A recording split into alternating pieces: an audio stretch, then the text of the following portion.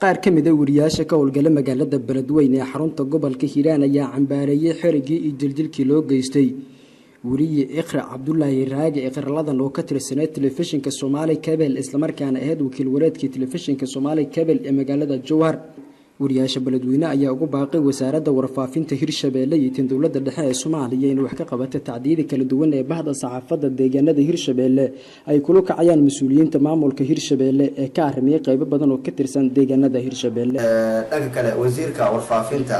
Hirshabeelle waxaan filayaa laga bilaabo xilligan inuu soo jirin maxaa yeelay hadii uu jiro uu ka hadli lahaa oo ereyo kala duwan ayuu ka soo saari lahaa marka waxaan si weyn ugu xumahay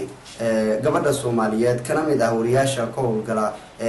deegaanada Hirshabeelle gaar ahaan magaalada Jowhar ahna wakiilka telefishinka Somali Cable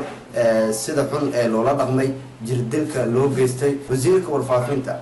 dowlad goboleedka Hirshabeelle iyo sidoo kale wasiirka warfaafinta dowladda Soomaaliya iyagu waxaan ugu baaqayaa in wariyaasha dhibaatooyinka loo geysanayo ay hadallo ka soo saaraan hadda warar kala duwan oo ka soo baxay xirigii iyo jirdilka loo geystay wariye Iqra qof walba de suuq u sheegaa waxaan ka xunahay hadii xitaa si gaar ah gabadha dambiye looga haysto waxaan jeclaan lahayn in si caadi ah maxkamadii loogu yeero si toos ah arrimahaas looga wareysto laakiin ma jeclin in qalabkeedii la jijibiyo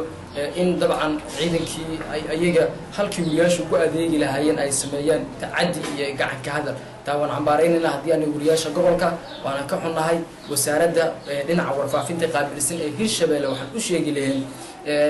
waxaan ka xunahay in mar walba adigoo joogo oo magacii wariyaasha wata wasiirka warfaafinta Hirshabeelle ay dhibaatadan dhacdo cadida loo geeyay saxafiyiinta ka howlgasha deegaanada maamul goboleedka Hirshabeelle iyadoo tacadiyada sanadkii dhamaaday tacadiye badan ay jireen ayaa haddana sanadka 2018 waxaad moodaa in tacadiyadii hadda ay bilowdeen wariyaasha loo geysanaya kulankan inta badan waxaan xoog ku saarnay sidii loo yareyn lahaa tacadiyadaas iyo waxyaabaha keenay sidii looga hortagi lahaa sidoo kale waxaan baaq ku aadan u soo jeedin lahaa wasaaradda warfaafinta ee dowladda Soomaaliya iyo midda maamul goboleedka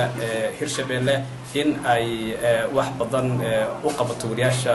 ka howlgala deegaanada Hirshabeelle iyadoo markii horeba aysan jirin wax siminaar ah Cabdishakuur Maxamed Xasan Zab TV Beledweyne